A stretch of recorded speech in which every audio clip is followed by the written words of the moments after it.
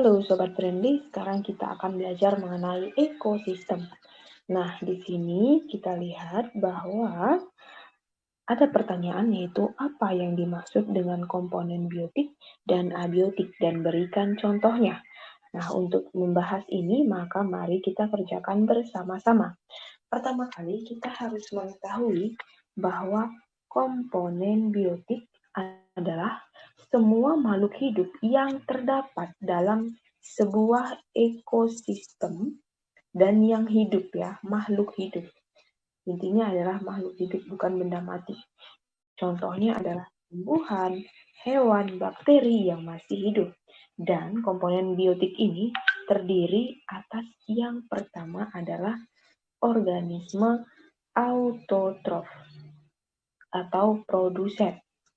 Ini biasanya adalah tumbuhan, karena tumbuhan mampu membuat makanannya sendiri. Kedua adalah organisme heterotrof atau konsumen.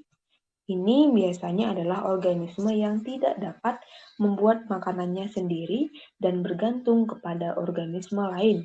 Contohnya itu adalah hewan, baik itu herbivora, karnivora, maupun omnivora.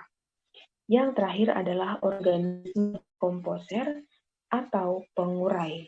Biasanya organisme ini adalah tumbuh organik yang bertugas untuk melakukan penguraian jasad organisme. Saat organisme mati, pengurai menguraikan semua sisa organisme yang mati itu untuk dijadikan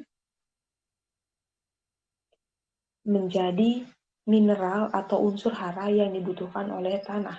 Hal ini berfungsi untuk menjaga keseimbangan ekosistem karena apa yang diambil akan kembali lagi untuk memenuhi kehidupan generasi berikutnya. Contohnya adalah bakteri, jamur, dan cacing tanah.